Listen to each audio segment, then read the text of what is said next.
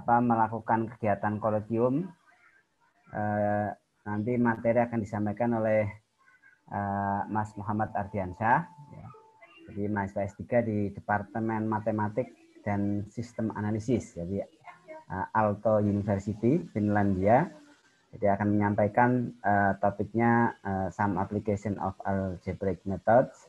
Nanti mudah-mudahan bisa memberikan wawasan bagi kita tentang bagaimana metode-metode di aljabar yang bisa dipakai dengan bidang-bidang yang lain, gitu ya. Jadi kita bertambah wawasan kita. Saya kira untuk meningkat waktu kami persilahkan Mas Ardi untuk menyampaikan materinya. Ya. Terima kasih Pak Topo atas perkenalannya, dan terima kasih juga kepada Bu Indah yang sudah mengundang saya untuk berbagi pengetahuan tentang algebraic method yang sedang saya pelajari. Nah, di sini di kesempatan ini saya akan membagikan beberapa aplikasi dari algebraic method yang pernah saya pelajari. Oke, langsung saja. Jadi layout dari presentasi ini yang pertama nanti saya akan menyampaikan beberapa pendahuluan mengenai mungkin yang terminologi yang bakal dipakai di dalam presentasi ini. Kemudian hal menarik mungkin yang saya jumpai ketika saya S3 di sini adalah ternyata aljabar itu banyak sekali bisa digunakan di berbagai aspek, nggak hanya di bidang lain di dalam matematika, ternyata aljabar juga bisa digunakan untuk mempelajari bidang-bidang lain, contohnya misalkan di kimia, di biologi, di di engineering dan lain sebagainya. Namun di sini saya akan berfokus pada dua aplikasi dari aljabar. Yang pertama kaitan aljabar dan statistik. Di sini nanti saya akan memberikan contoh dari yang dinamakan conditional independence model, dan nanti alat yang dapat digunakan untuk mempelajari model ini nanti yaitu primary decomposition dari ideal. Selanjutnya yang kedua nanti saya akan memberikan gambaran hubungan aljabar dan filogenetik. Filogenetik di sini itu adalah ilmu di biologi yang mempelajari hubungan-hubungan antar spesies yang masih ada sekarang. Jadi dari spesies yang masih ada sekarang kita berusaha mencari hubungan mereka sampai ke nenek moyang mereka. Kasarnya seperti itu. Oke. Langsung kita mulai saja. Yang pertama yaitu tentang pendahuluan. Nah, di sini pendahuluannya yang saya angkat yaitu yang tentang variety dan vanishing ideal, karena di sini variety dan vanishing ideal itu adalah konsep yang biasanya konsep aljabar yang paling sering dipakai di dalam aplikasi di bidang lain, karena kebanyakan masalah di bidang lain di aplikasi itu akan berkaitan dengan menyelesaikan sistem persamaan atau pertidaksamaan dari polinomial. Jadi mari kita mulai dengan variety. Misalkan saya punya di sini F yang merupakan subset dari suatu ring polinomial dengan R variabel P1 sampai PR, maka variety yang didefinisikan oleh F itu adalah vanishing set dari polinomial di F, yaitu himpunan semua solusi dari polinomial yang berada di F. Atau dalam simbol matematika, VF, biasanya dinotasikan dengan VF, variety of F, itu semua titik di KR. K di sini adalah menyatakan lapangan. Jadi biasanya K itu menyatakan Q, R, atau C, yaitu bilangan rasional, bilangan real, atau bilangan kompleks. Jadi di sini adalah semua solusi jadi variety itu adalah semua solusi dari persamaan dari polinomial-polinomial di F. Contohnya misalkan ketika kita ambil F-nya adalah dua buah polinomial dengan dua variabel, misalkan X kuadrat minus Y dan X kuadrat plus Y kuadrat min 1. Ketika kita gambar X kuadrat min Y, kita tahu ini adalah sebuah parabola. Dan ketika kita gambar X kuadrat plus Y kuadrat min 1, ini adalah unit circle yang pusatnya di 0,0. Nah, variety dari F yang kita berikan ini nanti merupakan adalah intersection, perpotongan antara parabola dan unit circle. Nah, di sini yang perlu digarisbawahi adalah peranan dari si lapangan K. Ketika K-nya sama dengan Q, R atau C, nanti banyaknya intersection point juga akan bergantung pada lapangan K ini. Misalkan ketika K-nya itu bilangan rasional, nanti variety-nya adalah himpunan kosong. Ketika K-nya adalah bilangan real, ketika kita gambar dua kurva ini di Euclidean plane, nanti bisa kita lihat ketika K-nya bilangan real, maka variety-nya berisi 2 titik, 2 points. Namun ketika kita merubah K-nya menjadi bilangan kompleks, nanti variety-nya akan berisikan 4 titik. Jadi sangat bergantung pada lapangan yang kita pilih. Kemudian ada suatu fakta dari komutatif aljabar yang mengatakan bahwa variety yang didefinisikan oleh himpunan F ini sama dengan variety yang didefinisikan oleh ideal yang dibangun oleh F. Kenapa? Hal ini memungkinkan kita untuk memilih generator yang lain yang memudahkan kita untuk menyelesaikan persamaan polinomial yang melibatkan generator di F. Misalkan di sini ketika kita ambil F-nya X kuadrat min Y dan X kuadrat plus Y kuadrat min 1, ketika kita mempertimbangkan ideal yang dibangun dua polinomial ini, maka otomatis kita juga, karena generator kan biasanya tidak tunggal, otomatis kita juga bisa memilih generator yang lain, misalkan yang di sebelah kanan itu X kuadrat min Y dan X pangkat 4 plus X kuadrat min 1. Nah, dibandingkan menyelesaikan persamaan yang di sebelah kiri, sistem persamaan yang di sebelah kiri, dan sistem persamaan yang di sebelah kanan, maka tentunya nanti akan lebih mudah untuk menyelesaikan sistem persamaan yang sebelah kanan. Kenapa? Karena kita akan dengan menggunakan persamaan X pangkat 4 plus X pangkat 2 min 1, kita akan nanti memperoleh X-nya terlebih dahulu, kemudian baru nanti untuk memperoleh Y-nya kita pakai persamaan yang pertama. Nah, jadi sebenarnya intinya dari sini nanti ada hubungannya dengan Grobner basis, di mana kita nanti melakukan penyederhanaan terhadap sistem polinomial kita menjadi sehingga nanti kita akan dapat menyelesaikan sistem persamaan polinomial itu dengan lebih mudah. Nah, proses ini biasanya dinamakan dengan elimination ideal. Jadi kita melakukan proses eliminasi terhadap generator-generator di dalam ideal tersebut. Oke, padanannya sekarang kalau kita punya dari sebuah subset di polynomial ring kita punya variety. Sekarang kalau kita mulai dari sebuah subset di dalam KR atau di sini Euclidean plane gitu, maka vanishing ideal dari himpunan S yang merupakan subset dari KL ini adalah himpunan semua polinomial di ring polinomial dengan R variabel, sehingga ketika kita mengevaluasi polinomial ini pada setiap anggota S, maka nilainya adalah 0. Itu adalah vanishing ideal. Oke, kemudian alat dari komutatif aljabar yang lain yang penting biasanya digunakan di dalam aplikasi yaitu Hilbert's basis theorem, di mana teorema ini mengatakan bahwa setiap ideal di polinomial dengan berhingga banyaknya variabel pasti akan memiliki set pembangun yang berhingga.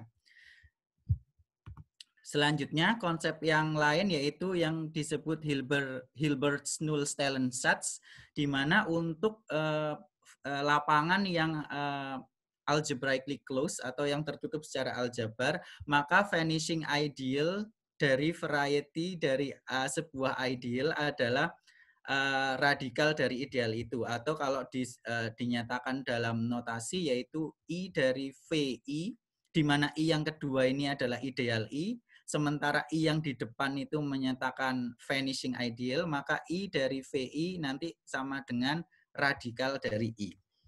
Nah, dengan Hilbert Nullstellensatz ini, maka untuk kasus K yang merupakan algebraically closed field, maka kita akan punya bijection dari himpunan radikal ideal dengan himpunan set of variety, dari himpunan variety ini. Jadi kita bisa, kalau kita misalkan kita punya masalah di variety, mungkin kita bisa belajar tentang masalah idealnya, atau ketika kita punya masalah di idealnya, mungkin kita bisa pelajari variety-nya. Jadi kita bisa pergi bolak-balik dari dua himpunan ini untuk mempelajari yang mana ini yang kita tertarik. Oke. Nah, kemudian ya, jadi saya akan pertama membahas kaitan aljabar dengan statistik. Nah, masalah yang penting yang biasanya dihadapi orang statistik yaitu, atau mungkin orang applied algebra, yaitu masalah implisitisasi atau implicitation problem, di mana ketika kita punya sebuah himpunan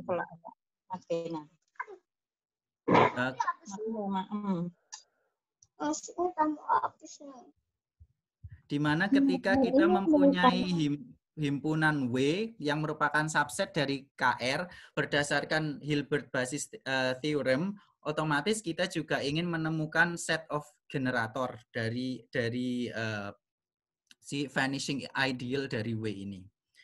Ketika W itu adalah image dari suatu rational map, maka nanti masalah menemukan generator dari IW, dari vanishing ideal of W ini nanti disebut sebagai implicitization problem. Nah, seperti saya bilang sebelumnya, banyak masalah di algebra nanti dapat diinterpretasikan sebagai masalah implitisasi. Nanti contohnya akan saya berikan. Kemudian ketika kita membicarakan model di statistik, itu ada beberapa pengertian. Yang pertama, masalah statistical model. Statistical model itu didefinisikan hanyalah sebagai collection dari probability distribution atau density function untuk some sample space. Di sini density function itu kalau kasusnya random variable-nya adalah continue, kalau probability distribution itu untuk random variable yang discrete. Kemudian kita punya yang dinamakan parametric statistical model. Nah, parametric statistical model di sini adalah image dari sebuah pemetaan dari suatu parameter space yang yang finite dimensional kepada space probability distribution. Jadi untuk suatu nilai di parameter space nanti kita akan punya suatu nilai probability distribution. Nah, jadi di sini ada parameter. Intinya dari parametric statistical model. Kemudian ada juga model yang tidak didefinisikan melalui parameter. Namun model ini didefinisikan melalui constraint atau kendala dari probability distribution. Jadi misalkan kita punya kendala probability distribution PI ini harus memenuhi persamaan ini atau memenuhi pertidaksamaan ini. Maka model ini akan dinamakan sebagai model yang implisit. Contohnya adalah sebagai berikut. Binomial random variable. Ini misalkan kita punya random variable X dengan R plus 1 states. Jadi ini kita punya binomial random variable, kemungkinan states-nya mulai 0 sampai R. Jadi parameternya misalkan kita ambil antara 0 sampai 1. Dan di sini misalkan untuk suatu parameter theta di antara 0 sampai 1, untuk binomial random variable didefinisikan bahwa peluang bahwa X sama dengan I, jadi kemungkinan mendapatkan I sukses adalah diberikan dari R kombinasi I, R dipilih I, kemudian theta pangkat I 1 min theta pangkat R min 1. Jadi ini binomial random variable biasa. Maka dari sini kita lihat bahwa binomial random variable model itu adalah himpunan semua probability distribution yang muncul seperti ini. Yang setiap kita ngambil satu nilai parameter theta, nanti kita akan punya satu probability distribution. Ketika kita ambil theta yang lain, kita punya probability distribution yang lain. Makanya ini di sini binomial random variable adalah parametric model. Tetapi binomial random variable itu sebenarnya juga merupakan implicit model. Misalkan ketika R sama dengan 2. Model ini implisit karena nanti kalau dapat dideskripsikan melalui dua persamaan sebagai berikut, yaitu P0 plus P1 plus P2 sama dengan 1. Jadi P0 di sini menyatakan dia mendapatkan 0 sukses, P1 peluang mendapatkan 1 sukses, P2 dia mendapatkan 2 sukses. Di sini R sama dengan 2 menyatakan dia trialnya 2 kali. Jadi otomatis kita selalu punya persamaan P0 plus P1 plus P2 sama dengan 1. Di sini yang terkait dengan jumlahan semua peluang sama dengan 1. Nah, bagaimana dengan jumlah peluang persamaan yang kedua yang mendefinisikan binomial random variable itu, yaitu P4 P0 kali P2 min P1 kuadrat sama dengan 0.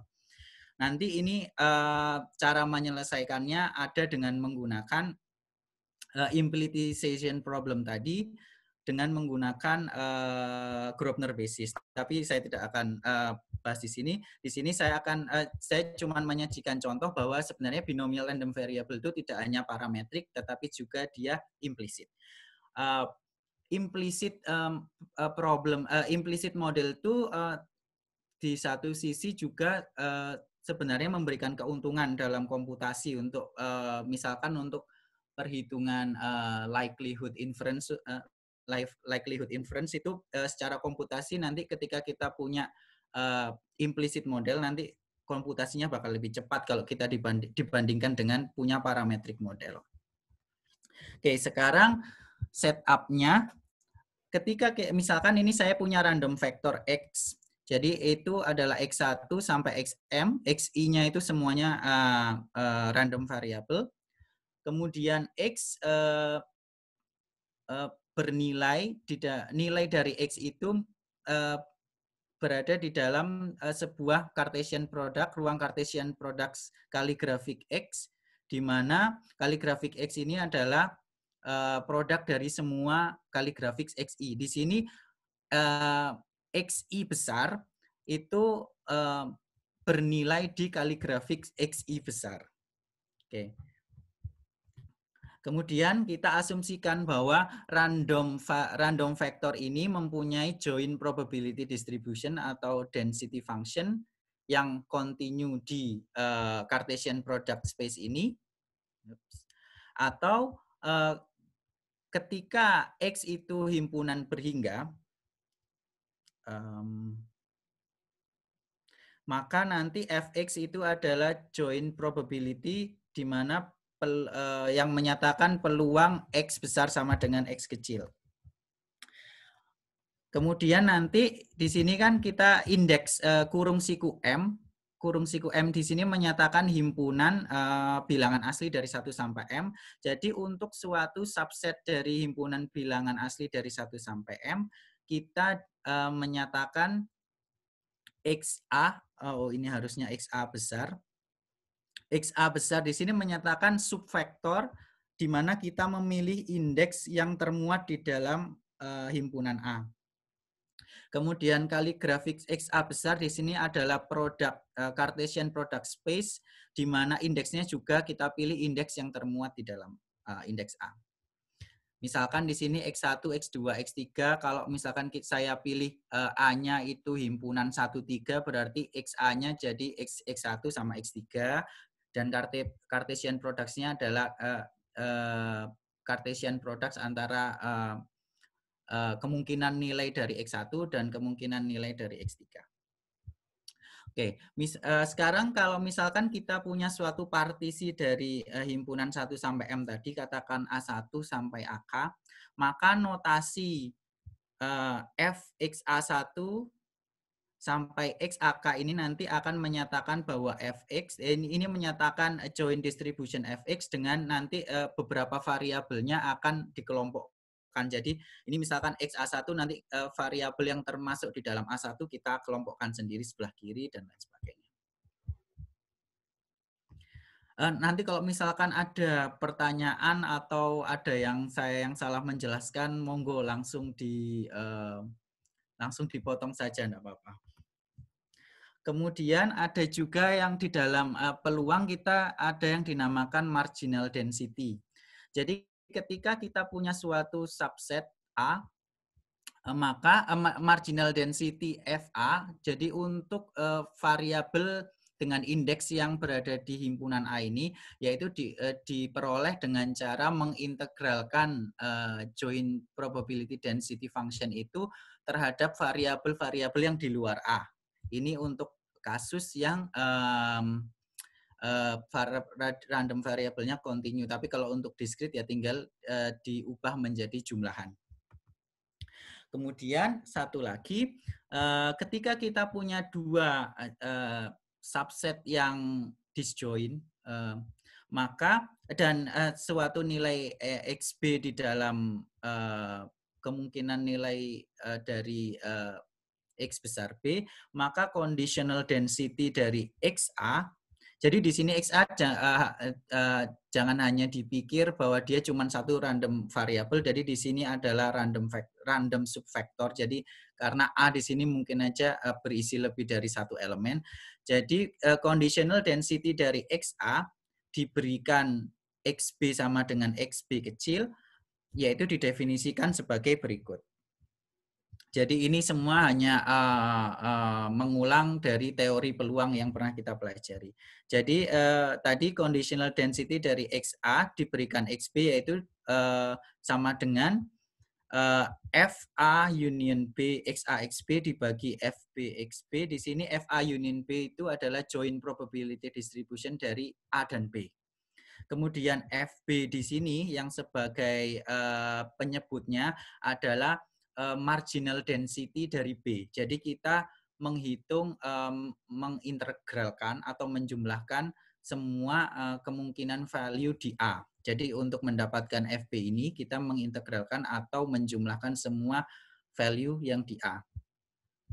Oke, sebagai contoh misalkan, misalkan saya punya 3 buah random variable dan ketiganya binary, artinya state-nya cuma 2, 0 atau 1. Sehingga joint probability distribution-nya dapat dinyatakan sebagai berikut.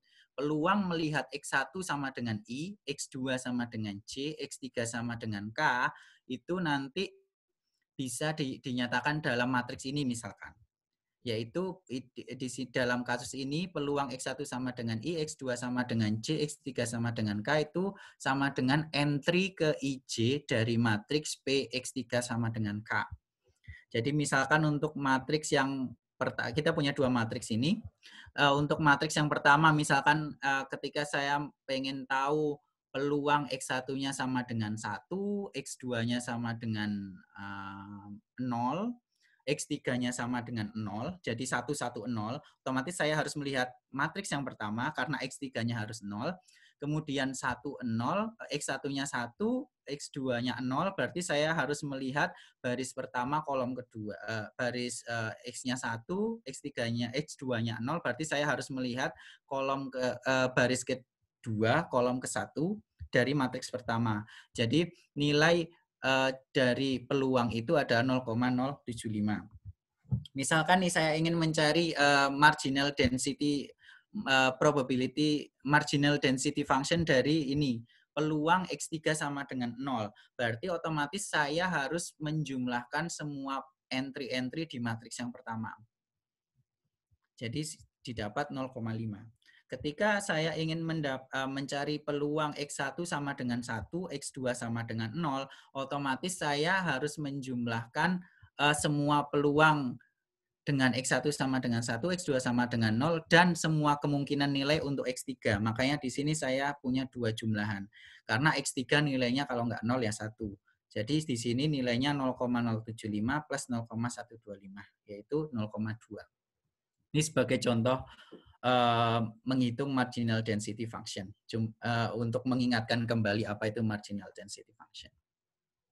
Nah, conditional independence model di sini nanti pertama saya akan mendefinisikan apa itu conditional independence dari 3 variabel. Misalkan saya punya 3 subset dari bilangan 1 sampai M dan mereka pairwise disjoint. Jadi irisannya adalah kosong. Ketika kita pilih 2 himpunan, irisannya adalah kosong, maka variabel XA itu conditionally independent dari variabel XB ketika diberikan variabel XC jika dan hanya jika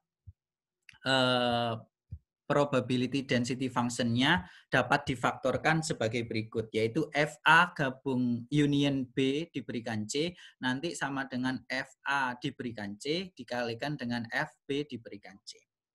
Dan notasi untuk menyatakan XA conditionally independent dari XB diberikan XC nanti dinyatakan cukup XA tanda ini 2 vertikal, XA conditional XB diberikan XC, atau cukup ditulis himpunan indeksnya saja, yaitu A conditionally independent diberikan B dengan B diberikan C. Nah, di sini saya tidak akan membahas tentang lemma ini, tapi yang ingin saya tekankan di dalam conditional independence itu ada beberapa aksiom yang dipenuhi oleh conditional independent statement itu. Jadi ketika kita misalkan punya A, B, C, D adalah pairwise disjoint subset, maka kita punya 4 lemma ini atau aksiom ini. Yang pertama yaitu simetri. Jika A nanti independence dengan B diberikan C, maka otomatis itu akan ketika kita tukar posisinya tidak akan merubah conditional independent statement-nya. Kemudian yang kedua kita punya decomposition. Kemudian yang ketiga kita punya weak union dan contraction. Jangan khawatir kalau misalkan nggak tahu apa ini, tapi yang jelas saya ingin cuman menggambarkan bahwa sebenarnya ketika kita punya conditional independent statement, maka itu akan kemungkinan ada statement conditional independence lain yang dipenuhi. Jadi contohnya misalkan yang pertama, ketika kita punya A yang simetri, ketika kita punya A conditional independence dengan B, otomatis kita juga punya bahwa B itu harus conditionally independence dengan A. Jadi itu, maksudnya ketika kita punya conditional independent statement, maka kita juga pengen tahu apakah ada conditional independent statement yang lain yang dipenuhi oleh variabel random ini. Oke, nah di sini ini adalah salah satu contoh teorema tentang discrete conditional independence.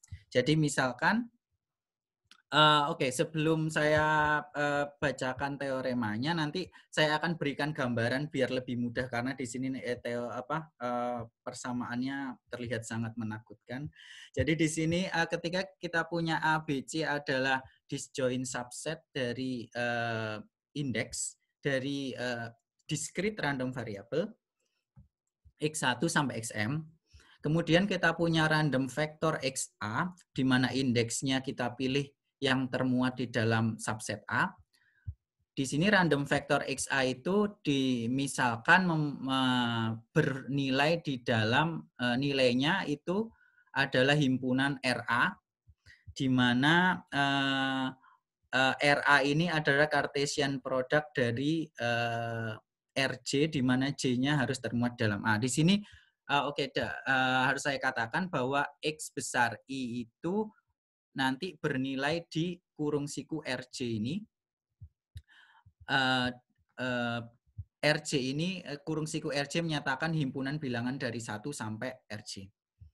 Kemudian kita mendefinisikan RB, RC, dan RD dengan cara yang sama, maka conditional independent statement A conditionally independent dengan B diberikan C, itu jika dan hanya jika persamaan berikut ini terpenuhi untuk semua nilai kemungkinan IA, JA di RA, IB, JB di RB, dan IC di RC. Di sini yang perlu dilihat adalah IC di sini selalu sama. Jadi kita lihat di persamaan ini, P persamaan yang dinyatakan dalam P ini, di sini IC-nya selalu sama. Jadi yang variabel ketiga itu ini berarti saya ada kesalahan di sini. Itu yang JC itu harusnya IC. Jadi di sini yang IC-nya selalu sama.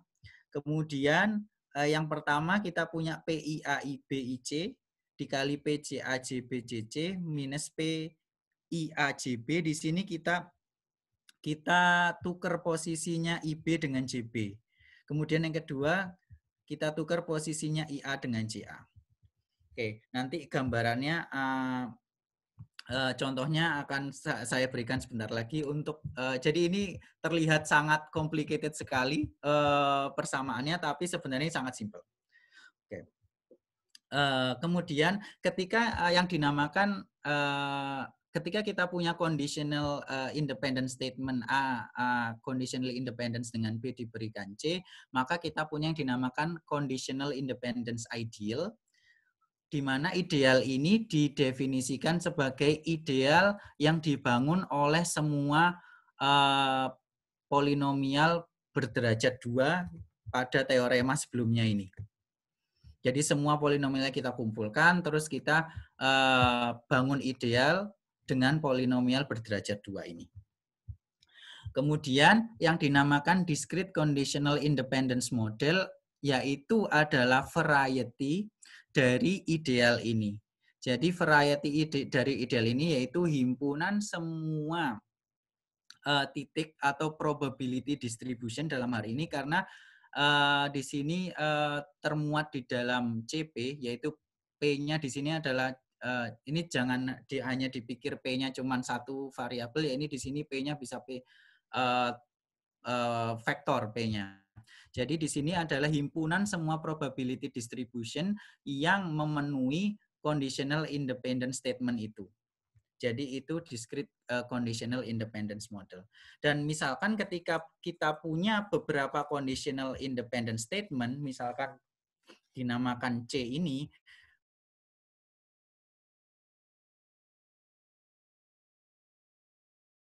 berdasarkan C ini, yaitu cuma dinyatakan sebagai jumlahan dari condition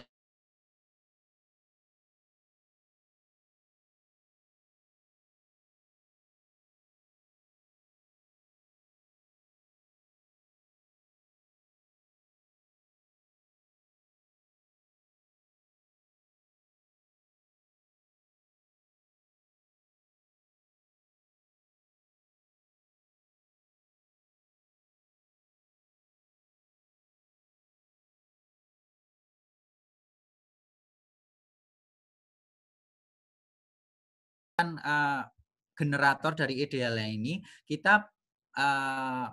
kita mempertimbangkan matriks, yaitu probability matrix. Jadi kolom-kolomnya itu misalkan variabel state-state dari X1 dan kemudian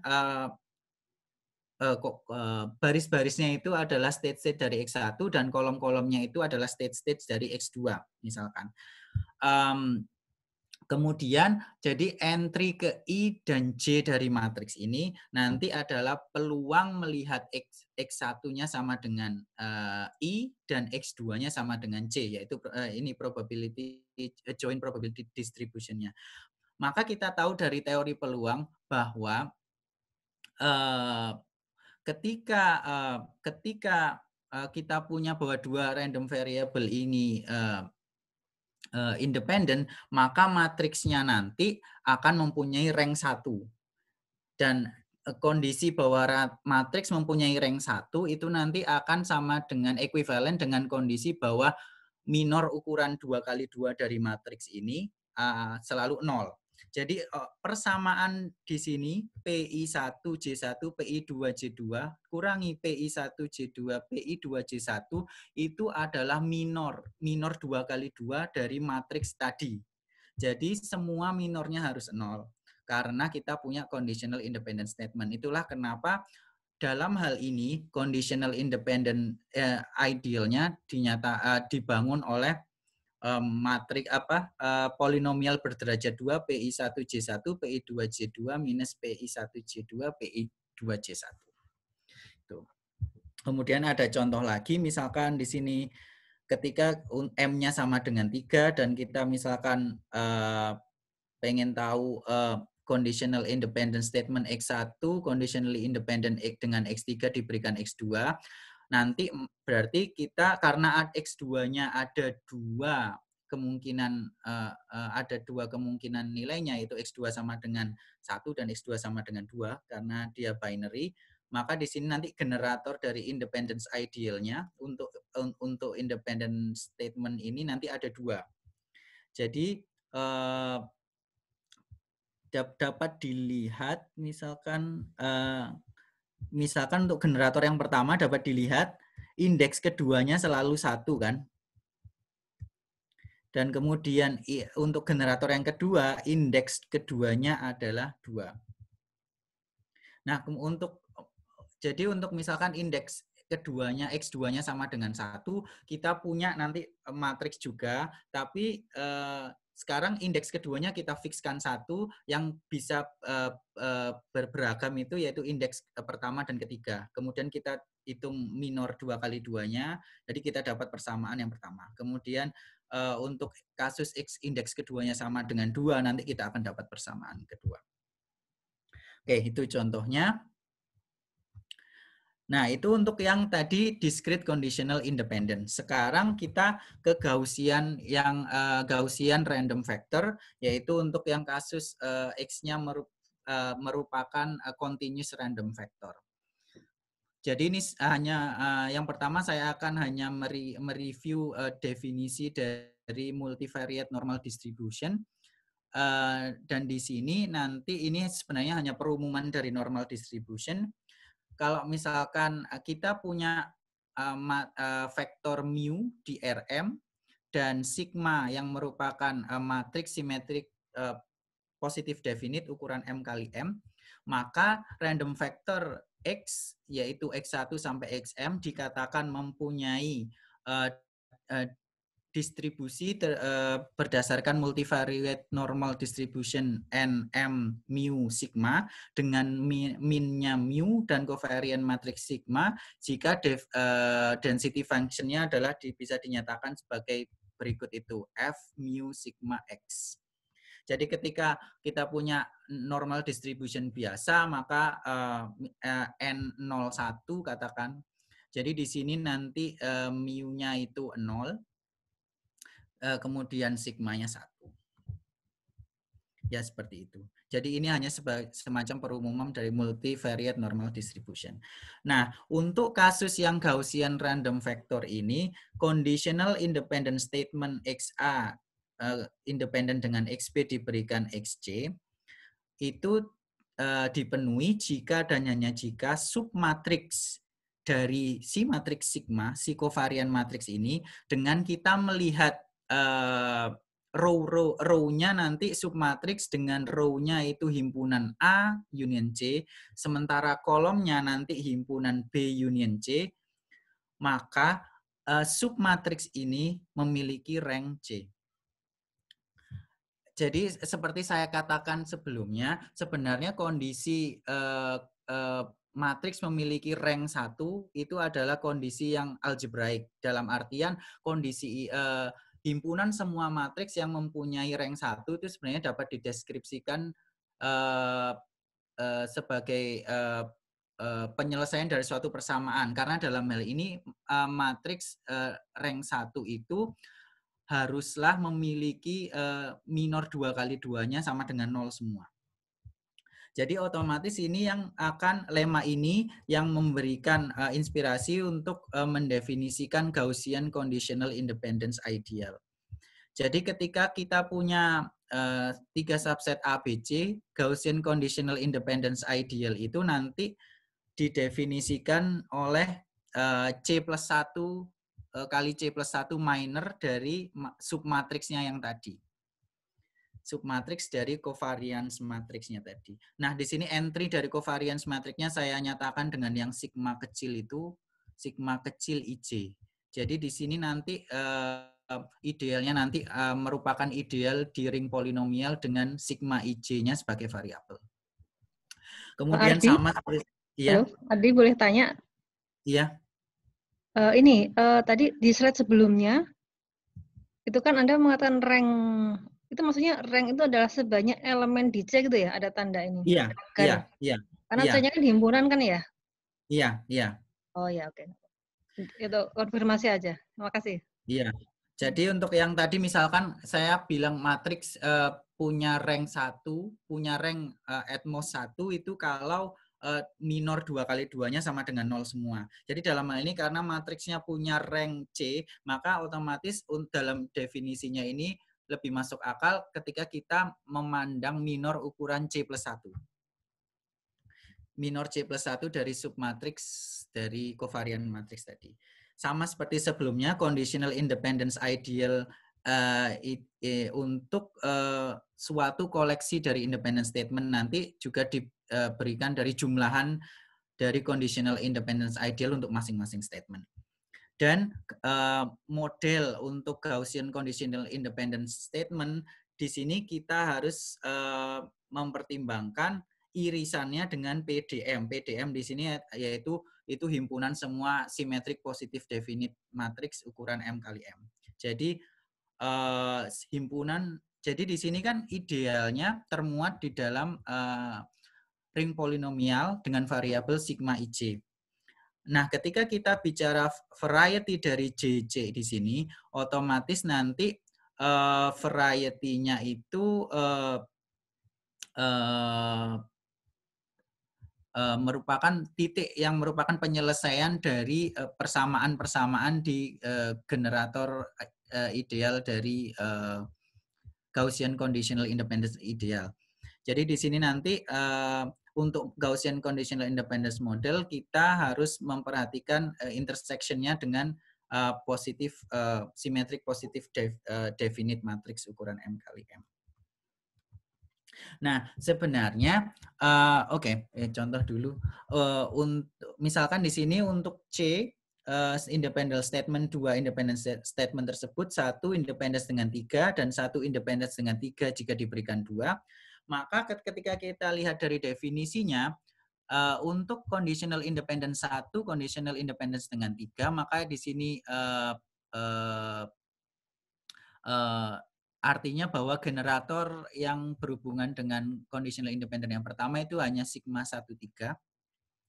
Karena matriks, jadi kita cuman memandang, jadi kita mulai dari covariant matriksnya, kemudian satu di sini akan menentukan row dari submatriksnya jadi row 1, kemudian 3 itu adalah row kolom dari submatriksnya jadi 3. Jadi karena ada satu elemen jadi kita cuma punya sigma 1, 3. Kemudian untuk conditional independent 1, independent dengan 3 diberikan 2, maka kita harus memandang submatrix dengan row 1 dan row 2, kemudian dengan kolom row 2 dan row 3. Dan kita cari determinannya. Karena tadi kita harus punya minornya kan, jadi kita ambil determinannya, kemudian intinya jadi modelnya ini nanti akan berisi semua covariant matrix sigma di PD3 karena ada 3 variabel jadi simetrik positif definite matriks ukuran 3 kali 3 sehingga sigma 1, 3-nya 0 dan determinannya ini sama dengan 0. Ini harusnya oke, nggak apa-apa, sama saja. Jadi ini nanti akan ekuivalen dengan sigma 1, 3-nya sama dengan 0 atau dan sigma 1, 2, sigma 2, 3-nya sama dengan 0. Nah, ini kalau kita pandang ini adalah gabungan dari dua linear space yaitu L1 dan L2. Kalau L1 itu sigma 1, 3 dan sigma 1, 2-nya 0. Jadi ini sebenarnya solusi dari persamaan yang kita peroleh sebelumnya. Sementara L2 adalah sigma 1, 3 dan sigma 2, 3-nya sama dengan 0. Nah, L1 ini nanti akan, kalau kita translate ke bahasa conditional independence, ini artinya, variabel 1 ternyata conditional independence dengan variabel 2 dan 3. Karena di sini ketika kita kembalikan ke matriksnya berarti kan baris pertama, elemen baris pertama, kolom kedua dan kolom ketiga itu 0. Berarti kan variabel random pertama X1 conditional independence dengan X2 dan X3. Sementara L2 di sini kalau diterjemahkan artinya X3 nanti akan atau X1, X2 conditional independence dengan X3. Jadi berangkat dari cuman hanya dua independent statement, kita akan memperoleh dua independent statement yang lain. Jadi sebenarnya tujuan dari conditional independence di sini, kita berusaha mencari ketika kita punya suatu conditional independent statement, apakah ada conditional independent statement lain yang mungkin kita peroleh, karena dalam hal ini nanti banyak sekali aplikasi yang dipakai. Misalkan salah satu orang yang saya kenal itu melakukan penelitian tentang yang dinamakan drug repurposing method. Jadi untuk COVID-19 ini. Jadi dia berusaha daripada mencari vaksin yang baru atau vaksin yang belum diketahui ini bisa jadi apa enggak, dia berusaha menggali data atau data dari obat-obatan atau medikasi yang sudah ada, bagaimana dia dapat obat yang paling potensial digunakan untuk mengobati si COVID-19 ini. Nah, ternyata nanti dari data yang diperoleh itu nanti dia punya data semacam jadi dari beragam obat ini, nanti obat ini akan punya data ketika kita masukkan obat ini ke dalam misalkan tubuh pasien, obat ini akan mempengaruhi sel ini dan ini misalkan. Kemudian kalau sel ini katakan teraktifkan, nanti akan mempengaruhi sel lain, dan di sini nanti ada hubungannya nanti dengan conditional independence model. Nah, jadi intinya pada akhirnya dari semua data tentang obat yang sudah ada, nanti si orang ini bisa membuat suatu graf. Jadi graf itu ada hubungan saling kayak ketergantungan gitu. Kalau sel ini nanti bisa diaktifkan dengan obat ini, nanti apa akibatnya. Jadi dia dengan menggunakan conditional independence model ini, dia berusaha untuk mencari obat yang terbaik untuk treatment dari si COVID-19 ini.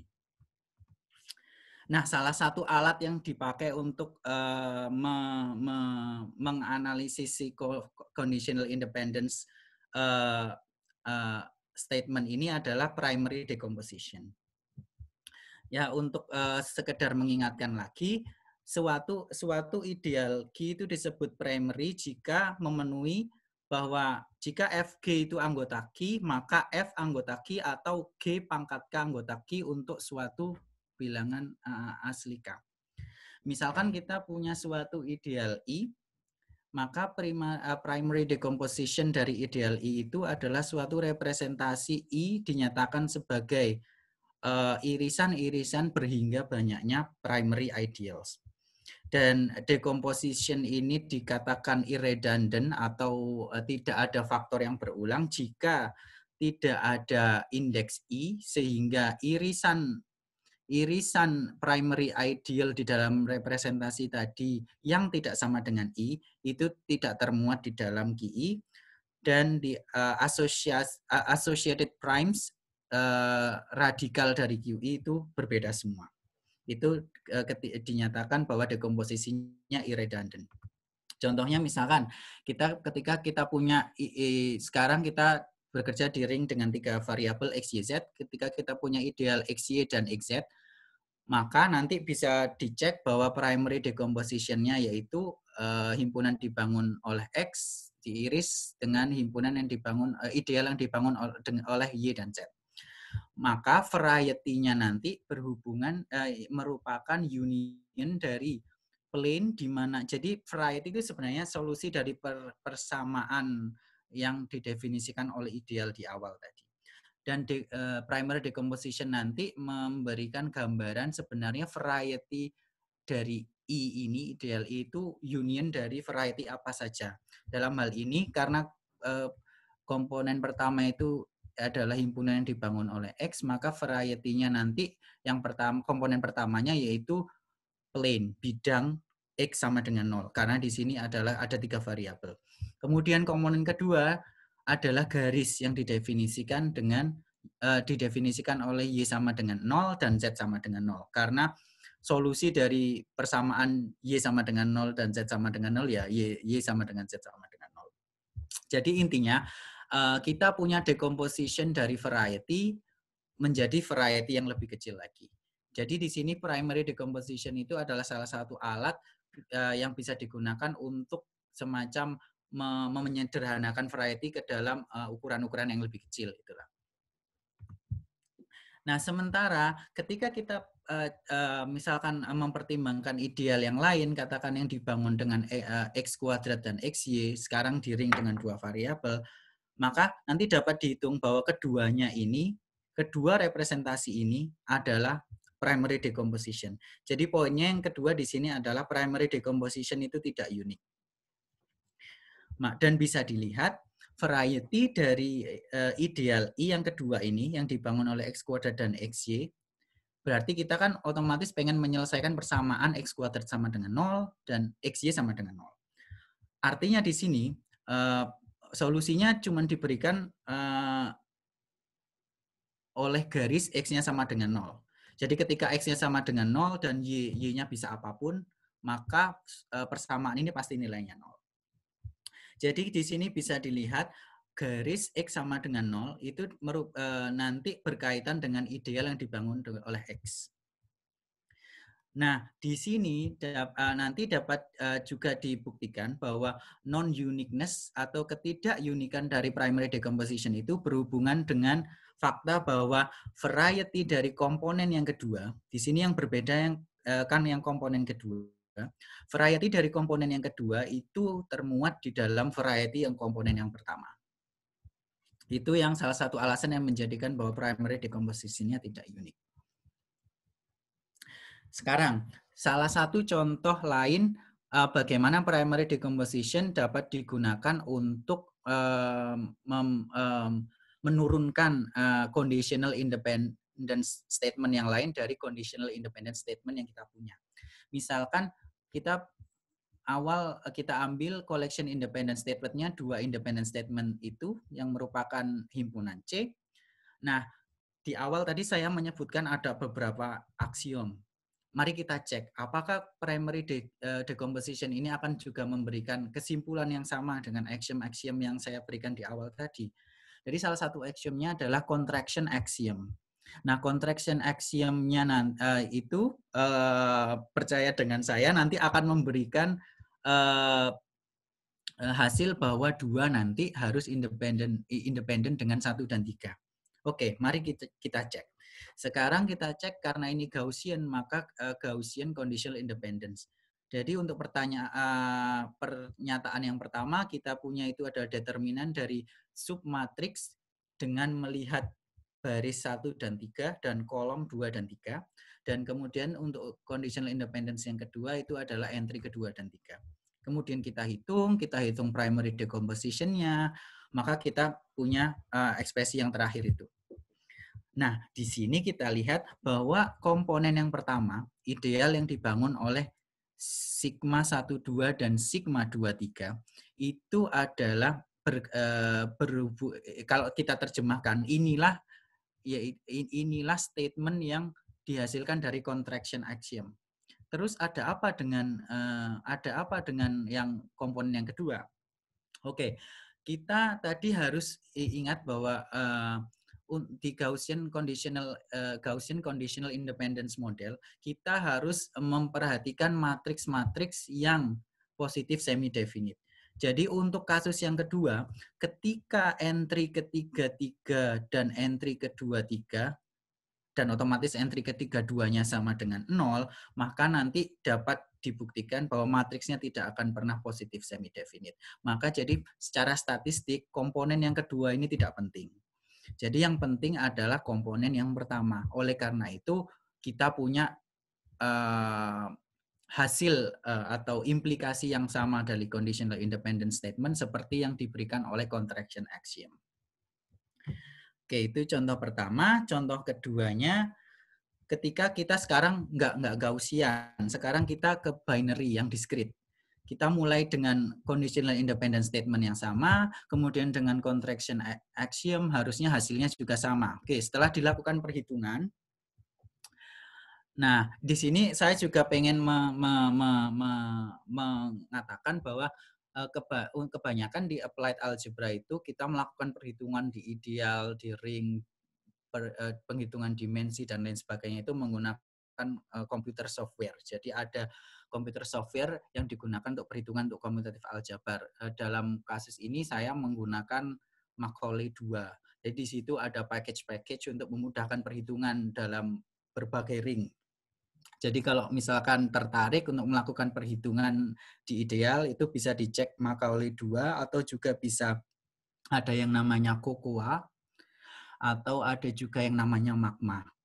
Jadi itu untuk memudahkan perhitungan karena dalam applied algebra itu mungkin nanti dalam kasus riset saya itu bisa saja kayak ribuan variabel dan nggak mungkin dihitung dengan tangan untuk menghitung primary decomposition-nya. Oke, jadi untuk kasus ini primary decomposition-nya diberikan dengan 3 komponen itu. Komponen pertama berhubungan dengan conditional independent statement yang diberikan oleh contraction axiom sama. Terus ada apa dengan komponen kedua dan 3? Nah, di sini nanti bisa ditunjukkan bahwa komponen kedua dan komponen ketiga itu variety dari komponen kedua dari komponen ketiga ini nanti termuat di variety dari komponen pertama, yaitu variety dari hasil contraction axiom. Jadi komponen kedua dan komponen ketiga ini bisa di-ignore. Jadi yang secara statistik penting adalah komponen yang pertama ini. Oleh karena itu, untuk kasus discrete dan Gaussian ini kita bisa pakai contraction axiom dan primary decomposition bisa memberikan hal yang sama.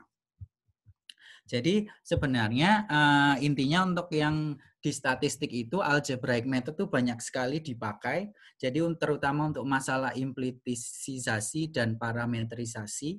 Jadi di sini alat utamanya yang ingin saya sebutkan yaitu Grobner basis untuk perhitungan di ideal. Jadi ketika kita punya ideal yang otomatis kita punya generator. Yang saya bicarakan hanya di ring polinomial. Dan di sini kita pengen cari katakanlah ideal yang memiliki, kita cari generator yang sangat baik. Jadi dalam artian itu akan memudahkan komputasi kita gitu. Dan di sini Grobner basis biasanya menjadi generator yang sangat baik itu. Kemudian biasanya orang juga mempelajari identifiability of the model. Jadi identifiability itu jadi ketika kita tadi punya parametric model, apakah fungsinya parametrik tadi itu injektif. Jadi ketika model itu identifiable, nanti akan memudahkan proses komputasi juga. Kemudian juga ketika kita punya parametric model, kita ingin melakukan parameter estimasi otomatis. Parameter dalam hal ini misalkan di random variable kita pengen di binomial random variable kita pengen tahu parameter theta tadi itu apa yang kita gunakan. Nah, di sini bisa digunakan likelihood inference atau moment method. Nah, di sini implicitization itu akan sangat berguna karena misalkan dalam likelihood inference nanti akan sangat mempercepat proses perhitungan. Jadi likelihood inference ini nanti itu adalah suatu metode yang digunakan untuk estimasi parameter di mana kita nanti ingin memaksimalkan suatu fungsi namanya likelihood function. Jadi likelihood function itu nanti akan berdasarkan probability distribution yang kita peroleh. Kemudian ada juga beberapa model yang lain, misalkan random graph model itu nanti untuk mempelajari social network dan lain sebagainya. Kemudian ada juga yang namanya graphical model, hidden Markov model. Graphical model itu seperti yang saya katakan tadi, seperti yang teman saya lakukan, yaitu melakukan drug repurposing. Jadi dia berusaha memvisualkan datanya menjadi kayak sebuah graph, directed acyclic graph dalam hal ini, dan kemudian ternyata graph ini tuh mengandung informasi tentang kayak conditional independence statement, di mana dari conditional independence statement ini dia berusaha untuk mengambil kesimpulan obat manakah yang sebenarnya paling efektif untuk menangani COVID dari obat yang ada ini, dari data obat yang ada ini. Jadi itu beberapa misalkan algebraic perspektif yang dapat diberikan untuk hal-hal di statistik. Apakah ada pertanyaan mungkin sebelum saya ke bagian yang kedua, phylogenetik, lebih ke riset saya. Jadi ini algebraic yang statistik ini yang saya pelajari. Jadi kebetulan pembimbing saya itu bidangnya jadi algebraic ke statistik juga dan ke biologi juga. Jadi dia mengaplikasikan banyak metode ke kedua bidang ini. Jadi makanya kemarin saya sempat juga belajar tentang aplikasinya di statistik dan ternyata memang sangat banyak sekali. Apakah ada pertanyaan untuk yang kaitannya dengan statistik? Silakan Bapak Ibu kalau ada pertanyaan disampaikan langsung saja. Ini waktunya masih sampai 1 jam lagi kan Pak? Iya. Oke, Sampai punyamu selesai disampaikan, nggak apa-apa. Oke, ini masih separuh lah, katakanlah. Karena ada 2 topik yang pengen saya sampaikan. Oh, kalau nggak ada yang bertanya, saya boleh bertanya, Ardi. Iya. Kalau saya lihat sekilas tadi alatnya ya, yang kebetulan yang Anda bawakan ini kan alatnya itu primary decomposition ya. Kalau dekomposisi primer itu kan mungkin tadi melewati algebraic geometri kayaknya ya, itu melibatkan itu kan. Nah untuk yang topik-topik lain nih, apakah dominan masih menggunakan primary decomposition ataukah ada bagian dari aljabar yang lain yang juga dominan? Karena mungkin masalahnya beda, alatnya bisa beda gitu ya. Iya, iya. Iya, jadi kalau setahu saya nih sejauh yang saya pelajari itu kebanyakan kan masalah di aplikasi itu banyak sekali yang berkaitan dengan kayak menyelesaikan sistem persamaan atau mencari daerah yang memenuhi suatu pertidaksamaan. Nah, otomatis di sini yang mungkin memang dipakai alat yaitu algebraic dan geometri.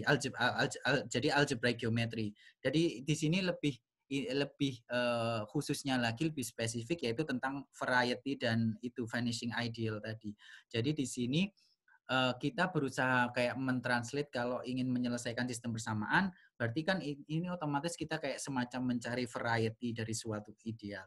Nah, ketika kadang kita punya suatu kayak kan tadi kita punya korespondensi nih dari himpunan variety sama himpunan radikal ideal. Jadi kita kadang kalau punya masalah di variety kita bawa ke ideal, kita masalah di ideal kita bawa ke variety dan kita lihat kayak bagaimana kalau dilihat dari sisi yang lain. Dan mayoritas itu alat yang dipakai itu dengan menggunakan Grobner basis. Jadi untuk perhitungan di idealnya itu kebanyakan karena Grobner basis itu kalau misalkan kalau misalkan kita punya sistem persamaan linear, kita punya itu Gauss elimination dan lain sebagainya. Nah, itu sebenarnya yang kita lakukan itu adalah mencari Grobner basis dari ideal yang didefinisikan oleh sistem persamaan linear itu. Jadi itu contoh kasus khususnya. Dan Grobner basis itu berlaku untuk semua maksudnya polinomial untuk degree berapapun. Jadi semacam perumumannya dari Gauss elimination. Jadi untuk menyelesaikan persamaan kan kita sebenarnya pengen menyederhanakan, maksudnya mengeliminasi variabelnya gitu kan biasanya. Jadi biar sampai misalkan dapat satu persamaan yang cuman di variabel X saja, biar gampang diselesaikan. Baru kayak kita kembali mensubstitusikan balik. Jadi di sini sebenarnya yang di grup saya lakukan itu lebih ke aplikasi dari kayak menyelesaikan sistem-sistem persamaan polinomial itu. Ya.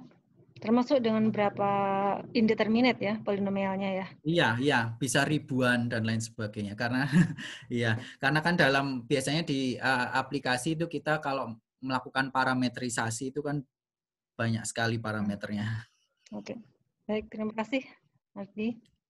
Nanti mungkin di topik kedua akan lebih jelas kayak bagaimana kayak perhitungannya mungkin, kayak membangun modelnya. Oke, kalau gitu bisa saya lanjutkan ya, Pak? Ya, silakan lanjut yang bagian kedua, Mas Ardi. Nah, yang kedua ini saya akan membicarakan kaitannya dengan phylogenetics. Nah, di sini kita lihat di sini adalah contoh dari phylogenetic tree dari beberapa spesies, katakan bakteria, eukariot, dan lain sebagainya. Nah, filogenetik itu sebenarnya ilmu yang mempelajari hubungan antara spesies-spesies atau organisme. Dan di sini yang kita lakukan adalah kita menggunakan data dari spesies yang ada sekarang untuk membangun dalam hal ini pohon phylogenetik seperti yang Anda lihat di slide ini. Jadi spesies-spesies yang masih ada itu yang dikatakan yang di ujung-ujung pohonnya, ujung-ujung graf pohonnya ini. Sementara yang untuk vertex-vertex yang di lebih ke dalam atau yang di interior itu kan kita nggak tahu, kita nggak punya data. Jadi itu katakanlah nenek moyang kita. Jadi tujuan dari phylogenetic ini kita berusaha mempelajari bagaimana ini hubungan antar spesies ini dalam bentuk diagram ini dari dengan hanya menggunakan data yang ada sekarang. Jadi misalkan kalau di keluarga kan kita punya silsilah nih. Nah, kita pengen tahu tuh sebenarnya kayak common ancestor kok nenek moyang kita itu kayak gimana. Misalkan ini contohnya. Nah, data yang ada sekarang biasanya yang diambil tuh biasanya dari DNA atau dari protein sequence. Jadi di DNA kita kenal kalau belajar biologi kita punya nukleotid, nukleotidnya ada 4 A, C, G, T. Kalau masih ingat dari pelajaran biologi, kemudian kalau di protein sequence ada rantai asam amino dan lain sebagainya. Di sini kita akan belajar yang berhubungan dengan menggunakan data DNA. Jadi di DNA itu dari proses ketika dari satu nenek moyang ke spesies-spesies yang sekarang itu terjadi proses yang dinamakan proses spesiasi. Nah, proses spesiasi ini terjadi akibat adanya substitution atau yang pertama perubahan nukleotid dari satu nukleotid ke nukleotid yang lain, misalkan dari A merubah menjadi C, A menjadi G, A menjadi T. Contohnya seperti itu. Atau ada yang namanya deletion. Jadi yang awalnya misalkan nenek moyang kita punya DNA sequence C, A, C, C, ini tiba-tiba diturunkan ke anaknya menjadi CCCC. Jadi A-nya menghilang. Itu ada deletion. Kemudian ada insertion. Insertion itu sebaliknya. Ketika ada penambahan nukleotid baru ke generasi selanjutnya. Jadi ketika kita punya 2 DNA sequence yang dinamakan alignment, itu adalah correspondence dari 2 DNA sequence ini dan kita bisa biasanya kita pengen mencari yang dinamakan optimal alignment, yaitu optimal alignment itu alignment yang meminimalkan jumlah mutasi, deletion atau insertion. Jadi ini misalkan kita punya 2 sequence ini dengan panjang nggak tahu berapa ini 1, 2, 3, 4, 5, 6, 7, 8, 9, 10, 11, 12, 13, 14. Nah ini sequence dengan panjang 14 dan misalkan ketika kita lakukan alignment mungkin contohnya seperti ini. Nah, sebenarnya ini alignment itu bahasan yang menarik juga. Ini ada hubungannya dengan tropical algebra. Jadi masalah alignment ini bisa dibahas sendiri dengan yang dinamakan tropical algebra atau mungkin itu aljabar max plus, min plus dan lain sebagainya. Itu banyak sekali studi-studi tentang alignment dengan menggunakan aljabar tersebut. Di sini contoh possible alignment-nya seperti itu. Nah, kemudian yang seperti yang saya katakan tadi di filogenetik kita berusaha merekonstruksi pohon evolusi. Jadi misalkan ada 6 spesies yang sekarang ini. Contohnya katakan kita ambil N-nya 3. Kita tertarik pada human, gorila, sama simpanse. Nah, kemudian karena mereka masih ada nih, otomatis kita bisa ambil sampel DNA-nya. Terus misalkan gorila itu DNA seperti itu, simpanse seperti itu, dan manusia seperti itu. Dan di sini yang di warna merah ini menyimpulkan adanya suatu mungkin substitution atau deletion atau insertion dari nukleotidnya. Jadi ada yang berubah. Misalkan di sini yang di nukleotid ketiga, kolom ketiga di situ yang G itu di warna merah karena yang di gorila sama manusia sama-sama C, cuman di di simpanse ada berubah menjadi G. Jadi di sini kita menduga di simpanse telah terjadi substitusi nukleotida dari yang mungkin seharusnya C berubah menjadi G. Oke, tujuannya untuk merekonstruksi hubungan nenek moyang kita. Jadi kita pengen tahu nih, misalkan nih untuk tiga kasus spesies ini itu hubungan tiga spesies ini seperti apa?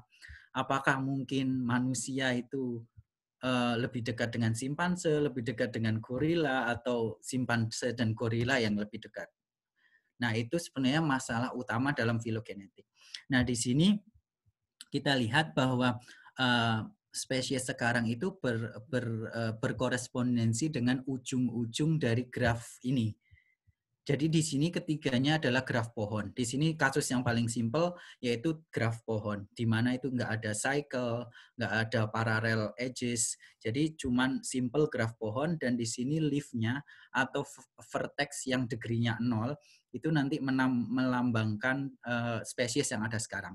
Sementara vertex yang ada lebih di dalam itu yang dinamakan interior vertex atau interior node itu melambangkan nenek moyang yang sudah kita tidak punya datanya lagi.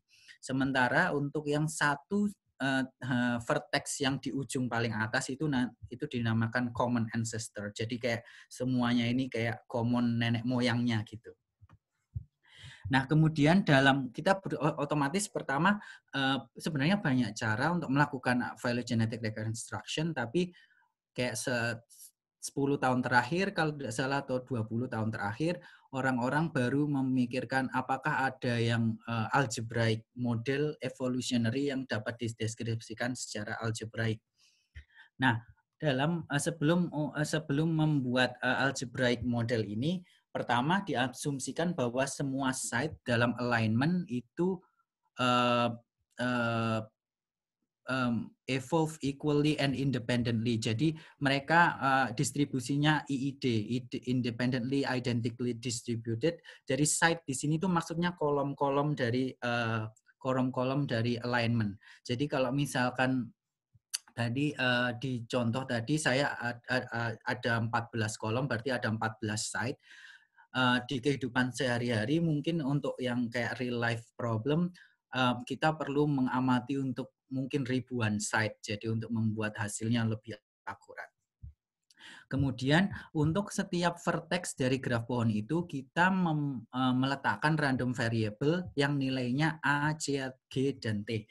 Jadi misalkan di kasus 3 tadi human, gorilla, dan simpanse, kita letakkan variabel X1, X2, dan X3. Jadi kita amati. Jadi untuk masing-masing site, misalkan di site pertama itu human, misalkan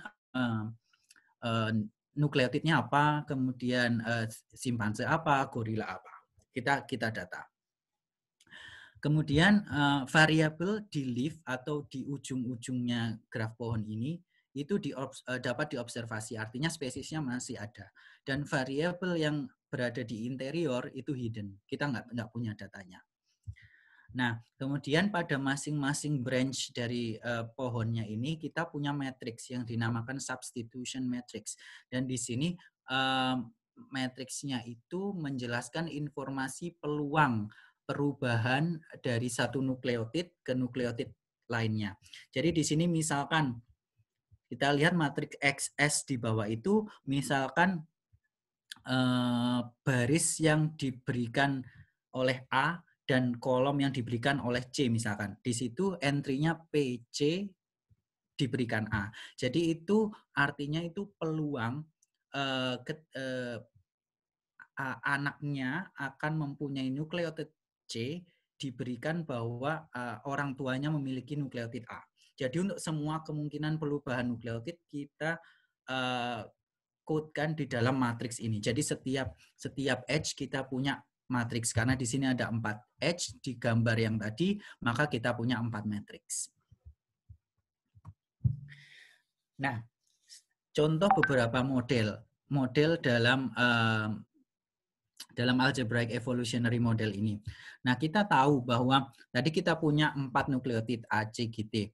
Nah, di dalam biologi kita punya yang namanya purin dan punya yang namanya pirimidin.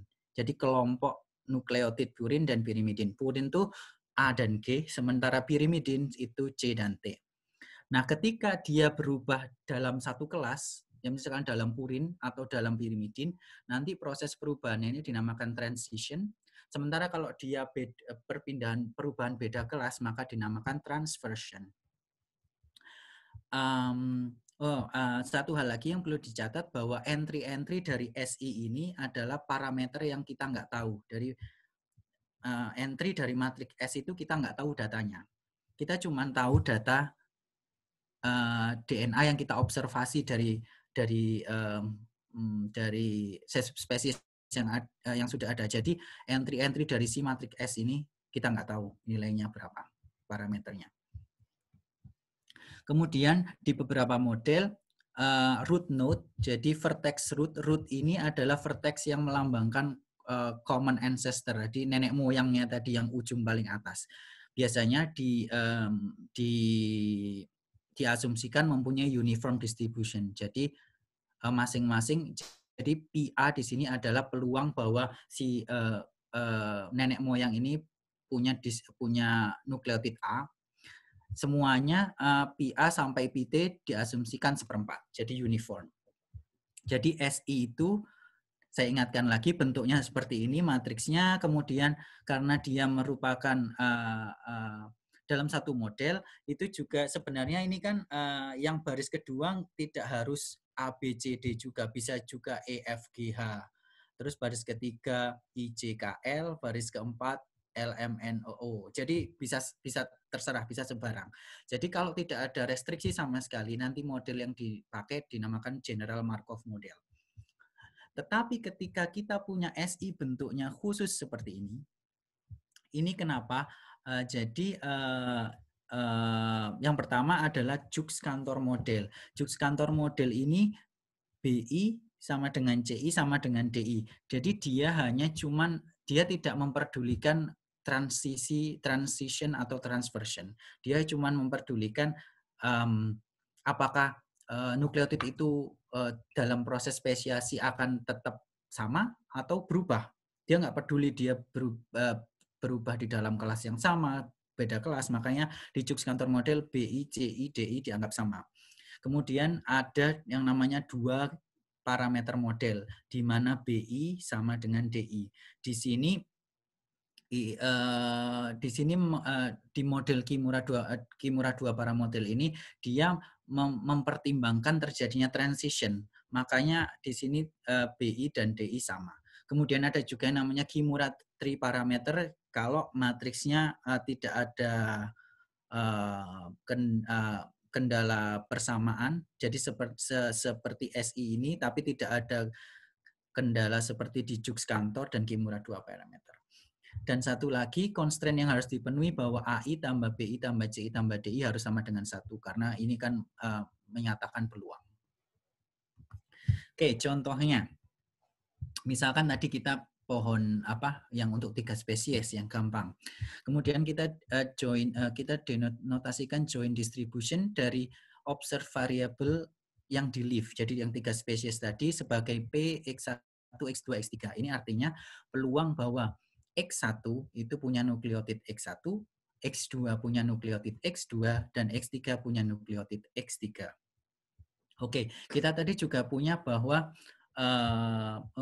jadi menurut perhitungan, kalau dilakukan perhitungan, maka PX1, X2, jadi mengamati X1 pada X1 itu berarti kan otomatis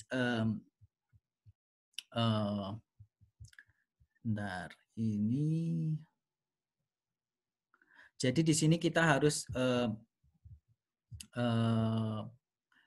dari YR ini kan rootnya common ancestor. Jadi dari common ancestor berubah ke X1.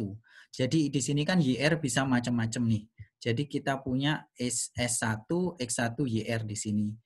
Kemudian dari menurut H yang ada S4-nya kita punya dari YR berubah ke Y4. Jadi di sini state dari si interior node Y4. Kemudian S2 di sini.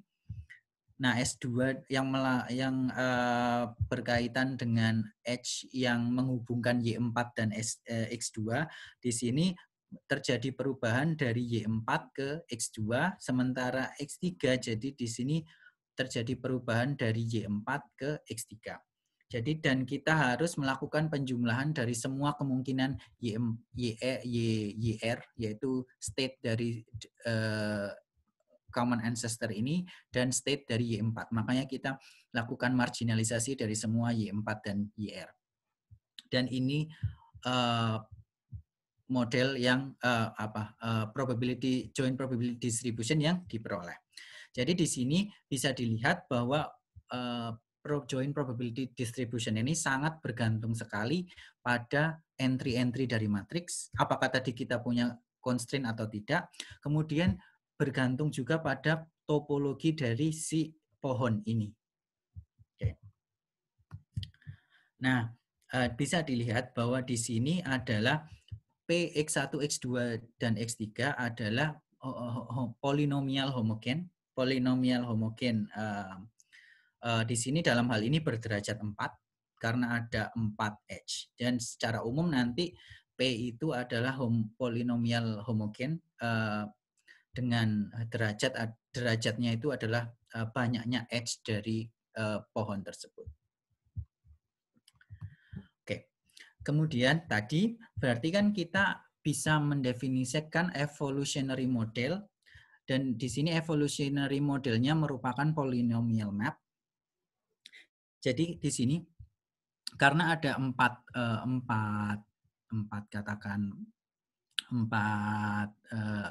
tiga spesies dan 4 kemungkinan nukleotide ACGT, maka di sini image-nya nanti akan termuat di R4⁻³ karena ada 3 spesies dan masing-masing spesies punya 4 kemungkinan untuk nukleotidenya.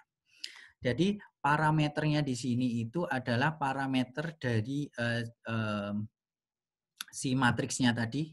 Jadi untuk setiap edge kita punya matriks, dan di dalam matriks itu kita punya parameter-parameter. Jadi ini semua parameternya kita kumpulkan, kemudian dari suatu nilai parameter nanti kita bisa ambil fungsi yang memetakan parameter tersebut ke probability distribution, di mana kita yang pertama bisa mengamati A semua pada matriksnya, pada spesiesnya, atau yang terakhir mungkin ini harusnya T semua atau T semua pada matriks pada spesiesnya.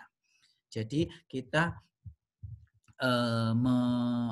mempunyai polynomial map karena kenapa? Karena di sini tadi menurut definisi di sini P itu selalu kalau dalam parameternya dia merupakan polynomial map. Jadi di sini adalah polynomial map dari RD untuk suatu D ke R4⁻n untuk n adalah jumlah spesiesnya. Nah, yang kita pertimbangkan adalah algebraic variety V, di mana algebraic variety V itu adalah closure dari image si pemetaan P ini. Dan closure-nya ini dipandang di Zariski topologi. Jadi maksudnya yang kita perhatikan adalah variety terkecil yang memuat si image dari polynomial map ini. Nah, kemudian intinya kan kita tadi berusaha merekonstruksi pohon pohon evolusinya. Nah, itu artinya kita berusaha mengestimasi parameter theta ini dengan menggunakan data joint probability distribution dari spesies yang ada. Jadi diberikan suatu alignment dari beberapa spesies, maka kita bisa mengestimasi joint probability P(X1, X2, X3) sebagai relatif frekuensi dari kolom X1, X2, X3 di alignment. Sebagai contoh misalkan misalkan di sini panjangnya 14. Peluang melihat A dan A karena ada 2 spesies berarti kan ada 2 nukleotid yang bisa dilihat. Jadi peluang melihat A dan A berarti ini ada kita lihat 1, 2, harus kita lihat alignment-nya, sorry. Jadi di alignment-nya ada 1, 2, 3, 4, 5, 6, 7, 8, 9, 10, 11, 12, 13, 14, 15, 16, 17. Ada 17 data. Misalkan kita pengen mengestimasi joint probability distribution melihat A dan A untuk kedua spesies. Jadi kita lihat yang A dan A ada 1, 2, 3, 4. Jadi itu bisa kita estimasi berarti P melihat probability melihat A dan A untuk kedua spesies adalah 4/17. Katakan simpelnya seperti itu. Jadi maksud dari pernyataan itu adalah seperti itu. Jadi PX1, X2 itu diestimasi sebagai relatif frekuensi dari kolom X1, X2 di alignment-nya.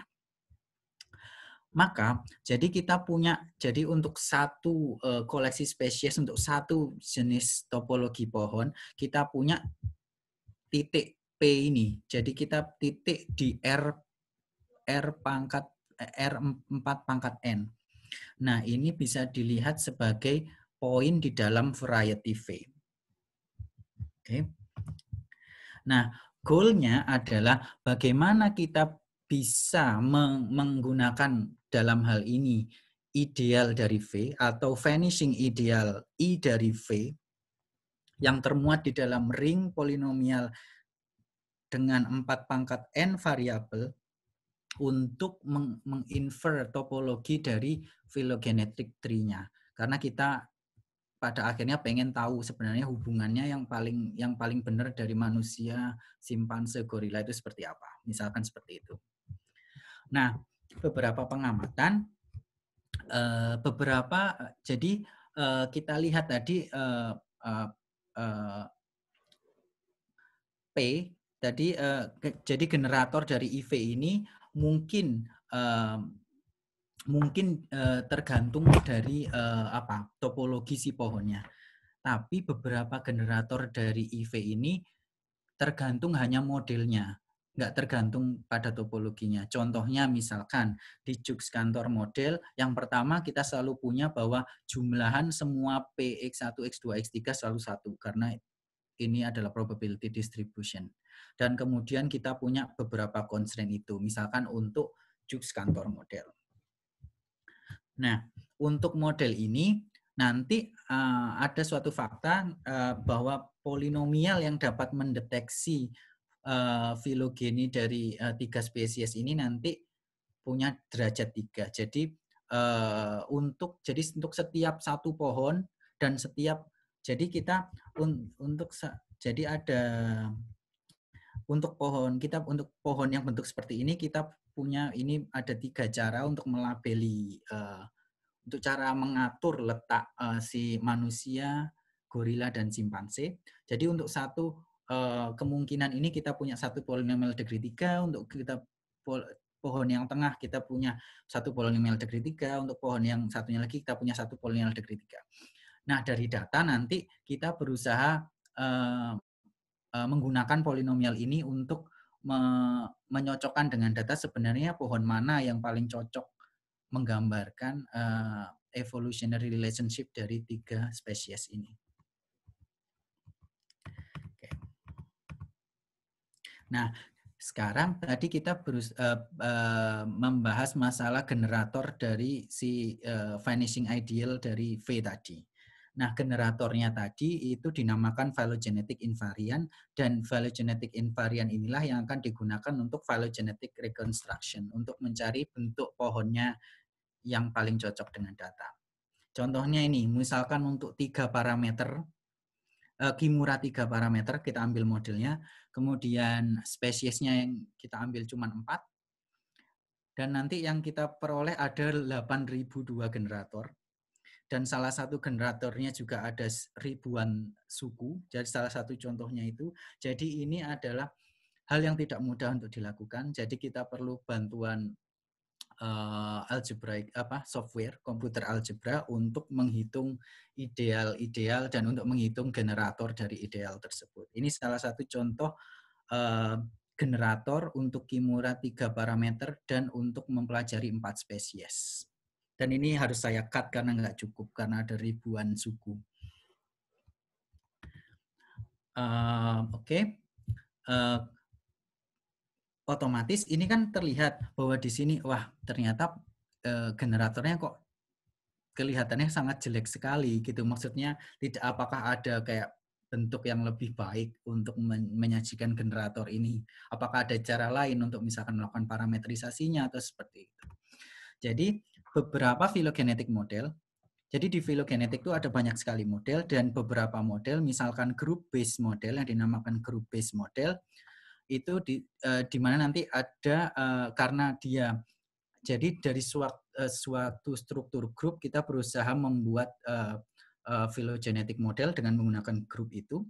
Kemudian karena itu group based model, nanti kita bisa menggunakan alat dari teori grup dengan menggunakan linear change of coordinate, yaitu nanti kita menggunakan discrete Fourier transform, jadi Fourier transform untuk grup teori, maka nanti ideal parametrisasinya nanti akan bagus sekali. Jadi itu tadi kan parametrisasinya diberikan dalam polinomial, jadi jumlahan beberapa suku polinomial. Nanti dalam hal ini ketika kita menggunakan discrete Fourier transform, nanti parametrisasinya nanti merupakan monomial. Jadi tidak ada jumlahan lagi, jadi lebih baik lagi. Dan nanti idealnya nanti akan jauh lebih gampang untuk dideskripsikan dan secara komputasi akan lebih mudah. Dan lebih mudah untuk dianalisis juga. Jadi yang orang lakukan di phylogenetic ini biasanya mereka mempelajari phylogenetic invariant untuk ideal-ideal ini karena untuk beda jenis graf itu tekniknya juga beda, yang harus kita lakukan juga beda, dan ketika grafnya lebih susah juga nanti otomatis modelnya juga tidak seperti yang saya bahas di sini karena ini hanya untuk kasus graf pohon. Kemudian ada bagaimana juga kita menggunakan phylogenetic invariant ini untuk mencari pohon evolusi yang benar. Kemudian ada juga yang mempelajari tentang semi-algebraic description dari phylogenetic model. Jadi dia berusaha kayak, tadi kita kan ada image dari polynomial map, dia berusaha melakukan implicitization dari polynomial map ini, apakah ada constraint yang harus dipenuhi joint probability distribution agar dia merupakan image dari si phylogenetic invariant. Jadi ini somehow memberikan alat buat kita, kalau kita punya data probability distribution bisa kita cek dulu, ini mungkin nggak sih data ini benar kayak benar berasal dari model ini. Kalau nggak kan nggak perlu kita pandang lagi data itu. Jadi ada yang namanya semi algebraic description, yaitu kalau di semi algebraic set yaitu himpunan, jadi himpunan yang dapat dinyatakan sebagai solusi persamaan linear dan solusi persamaan polinomial dan pertidaksamaan polinomial. Itu semi algebraic set. Jadi itu juga nanti akan membuat orang juga bisa mempelajari geometri dari modelnya juga. Dan yang tidak penting lagi yaitu parameter estimation, karena kan orang juga pengen tahu tadi rate jadi mutasinya rate-nya berapa, jadi peluang dari si nenek moyang ini menurunkan kayak melakukan mutasi ke anaknya itu berapa peluangnya. Jadi parameter estimation juga penting dalam hal ini.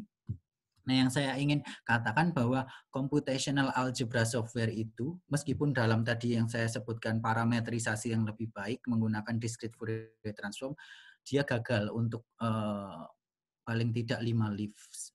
Jadi untuk 5 spesies dia tidak bisa melakukan, dia bisa melakukan tapi proses kayak runningnya itu tidak berhenti, running proses di komputernya. Jadi kayak makanya orang-orang kayak untuk kasus yang mempelajari banyak spesies, mereka harus memikirkan cara bagaimana untuk mereduksi kasus dengan banyak spesies menjadi spesies-spesies yang lebih kecil sehingga bisa dipecahkan dengan menggunakan computational algebra software. Jadi contohnya ini misalkan, jadi teoremanya mengatakan bahwa ada untuk group based model itu ada algoritma yang akan memperoleh semua generator dari ideal phylogenetic invariant tadi untuk n leaf tree, jadi untuk pohon dari tree dengan 3 leaves. Jadi di sini nanti Jadi semacam pohonnya itu kayak dipecah menjadi bagian kecil-kecil. Jadi dari bagian kecil-kecil kita cari phylogenetic invariant-nya, terus kita satukan lagi melalui suatu proses yang di sini disebut toric fiber product dari ideal, kemudian kita satukan untuk mendapatkan ide phylogenetic invariant dari pohon yang lebih besar. Itu salah satu cara yang dilakukan orang. Ada juga yang mempelajari untuk kasus yang lebih besar, yaitu dengan melakukan mempelajari tensor. Karena di sini probability kan untuk 2 spesies, oke, itu berupa matriks berarti. Tapi kalau untuk 3 spesies berarti kan matriks di 3 dimensi. Untuk 4 spesies, matriks di 4 dimensi. Jadi ini dalam bahasa matematikanya yaitu mempelajari tensor. Jadi banyak juga yang mempelajari tensor guna untuk menyederhanakan komputasi di kasus-kasus di mana jumlah spesiesnya lebih dari 3. Oke, kemudian untuk phylogenetic reconstruction method itu sebenarnya orang-orang di luar matematika pun sudah banyak yang mengembangkan, jadi baik dari orang biologi juga. Salah satunya yaitu dengan menggunakan distance based method, yaitu mereka bertumpu pada kalkulasi jarak genetik antara, jadi ketika kita punya align sequence, mereka ada fungsi yang dinamakan jarak antara dua align sequence. Kemudian dari jarak ini mereka berusaha membangun yang dinamakan distance metric, yaitu jarak matriks yang isinya misalkan dari entry ke IJ adalah menyatakan jarak dari katakan spesies I ke spesies J. Nah, dari matriks ini nanti ada berbagai metode untuk merekonstruksi si phylogenetic tree ini. Jadi jarak di sini dapat dikatakan sebagai banyaknya mutasi atau mungkin mutasi, substitusi, delesi, insersi yang terjadi dalam speciation process. Jadi di sini misalkan bisa menggunakan least square, neighbor joining dan lain sebagainya. Dan di sini ini lebih banyak ke arah kombinatorik. Jadi beberapa orang juga mempelajari distance-based method ini secara algebra dengan menggunakan tadi misalkan aljabar max plus atau min plus atau tropical algebra. Kemudian juga ada yang menggunakan yang dinamakan maksimum parsimoni. Jadi mereka manual mencari tree yang meminimalkan jumlah perubahan evolusi selama proses spesiasi itu. Jadi ini juga tidak mudah karena jumlah tree, label tree baik yang ada root-nya maupun tidak itu jumlahnya akan tumbuh sangat besar sekali. Untuk misalkan untuk kasus N sama dengan 10 saja jumlahnya sudah melebihi kapasitas dari komputer. Jadi ini bukan metode yang mudah. Kemudian ada juga yang menggunakan maximum likelihood. Jadi di maximum likelihood itu kita punya suatu data dalam hal ini yaitu nucleotide sequence, DNA sequence atau protein amino acid sequence. Kemudian dengan menggunakan suatu model yang kita pilih M, kemudian yang dinamakan likelihood dari jadi parameternya di sini theta. Kemudian likelihood-nya di sini itu berkorespondensi terhadap peluang kita mendapatkan data D ini dengan menggunakan model M dan parameter theta. Jadi kita akan di sini kita akan mengestimasi parameter yang termuat dalam theta. Jadi parameternya ini berupa tree topologinya, kemudian atau substitution model parameter, jadi matriksnya tadi, atau mungkin ada yang dinamakan juga tree branch length, yaitu jumlah evolusinya. Nanti kita pengen mengestimasi nilai parameter ini yang memaksimalkan peluang kita mendapatkan data D ini. Dan ini banyak sekali juga orang yang mempelajari maksimum likelihood dengan pendekatan dari aljabar. Nah, yang di sini yang saya sedang pelajari adalah menggunakan phylogenetic invariant. Meskipun bukan untuk kasus yang tree karena graf pohon semuanya sudah diselesaikan. Jadi yang saya kerjakan itu untuk kasus yang lebih rumit, yaitu dengan mempertimbangkan adanya yang dinamakan reticulation event atau event di mana jadi ada dua materi genetik dari dua orang tua yang bersatu untuk membentuk spesies baru. Jadi di situ bisa kita lihat mungkin nanti di grafnya mungkin akan membentuk suatu cycle. Jadi itu tidak mudah untuk dipelajari. Nah, di sini nanti yang saya lakukan yaitu dengan menggunakan phylogenetic invariant. Kenapa? Kenapa orang aljabar menggunakan phylogenetic invariant? Yang pertama karena kita nggak harus mengestimasi parameter dari model. Karena seperti yang kita lihat di maximum likelihood, mereka otomatis menggunakan estimasi parameter dan itu bukan hal yang mudah untuk mengestimasi parameter. Kemudian algebraic model ini memperbolehkan jadi di setiap edge-nya itu mutasi rate mutation matrix-nya, jadi substitution matrix tadi itu berbeda, boleh berbeda.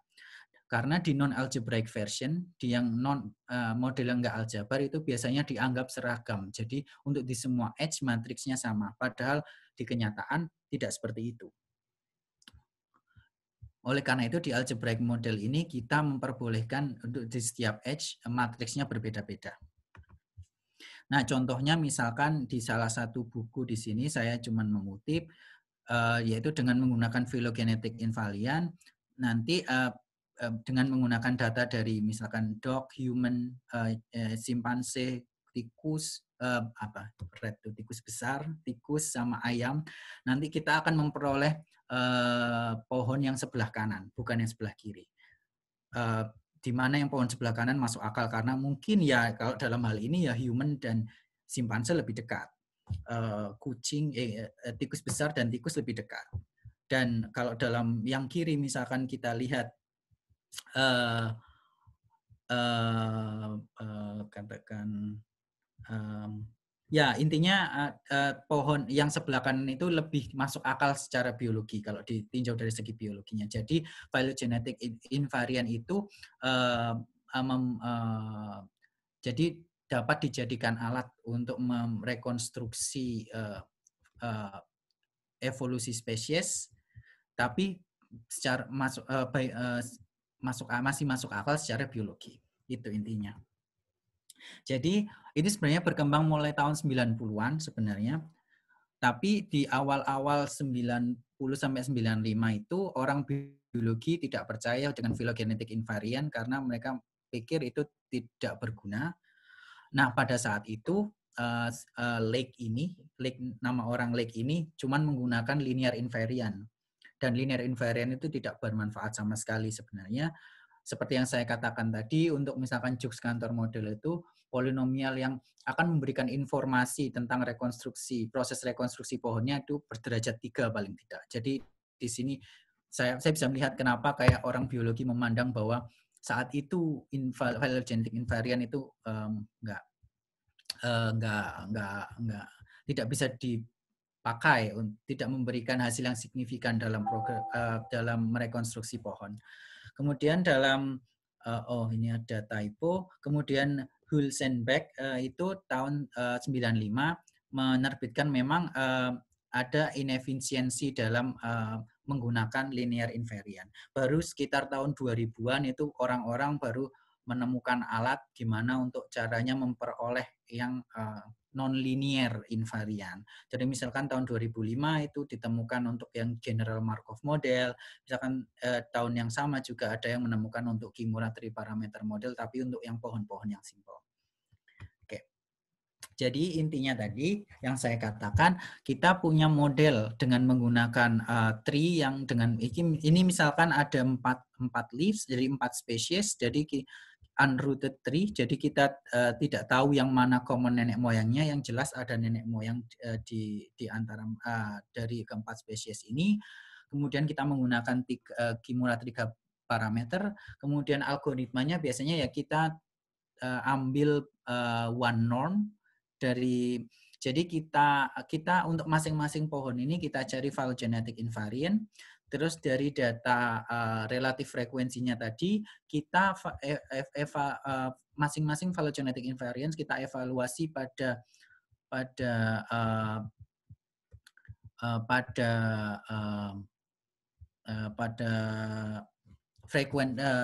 relatif frekuensi dari kolom dari alignment. Kemudian masing-masing kita cari yang mungkin skornya yang paling dekat dengan 0. Nah, itulah kemungkinan pohon yang paling dekat untuk menggambarkan hubungan relationship antara keempat spesies ini. Oke, jadi mungkin itu. Jadi intinya adalah di sini saya menggambarkan algebraic method itu dapat diimplementasikan ke banyak. Di sini contohnya di masalah di statistik dan filogenetik, tapi banyak juga yang bisa dipelajari. Contohnya ada yang mempelajari solusi PDE dengan algebraic method, juga dengan menggunakan Grobner basis dan lain sebagainya untuk mempelajari partial differential equation. Ada yang juga mempelajari optimisasi dengan tropical algebra. Ada juga yang mempelajari di bidang kimia chemical reaction network dengan menggunakan toric algebra, yaitu parametrisasi yang monomial tadi, dan lain sebagainya. Jadi itu yang bisa saya sampaikan untuk kesempatan kali ini. Ya, terima kasih. Terima kasih Mas Ardi atas materinya yang cukup menarik ya. Jadi algebraic method di beberapa hal tadi cukup menarik bagi kita semua gitu. Mungkin ada komentar atau pertanyaan dari Bapak Ibu yang masih bergabung. Kami persilahkan. Ini beberapa menit lagi nih. Mungkin komentar aja Pak Topo dan Mas Ardi. Ya. Setelah melihat paparan di Mas Ardi ini ya, itu memang banyak sekali hal yang harus kita pelajari ya dalam hal ini. Pertama masalahnya sendiri, kemudian kalau dari sisi matematika juga ada macam-macam, ada statistika, ada graf, ada topologinya dikit tadi ya, topologi Zariski, kemudian aljabarnya juga, dan ini peluang yang sangat menarik untuk bekerja sama gitu ya, untuk berbagai bidang matematik gitu ya. Ardi mungkin seperti itu ya kesan saya ya dari melihat ini tadi. Kayaknya semuanya kepake gitu ya. Semua ya. Matematika dasar itu seperti itu. Jadi memang harus ada semacam apa istilahnya ya, kerendahan hati gitu ya untuk menerima ilmu bidang lain gitu loh.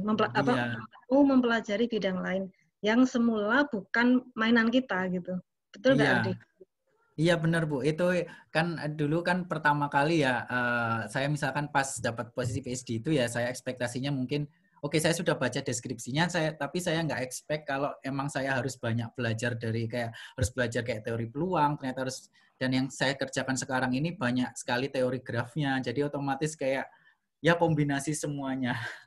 Dan memang setelah dipelajari juga nggak ada salahnya belajar hal-hal itu, karena maksudnya kan nanti bakal jadi ilmu yang bermanfaat juga buat kita.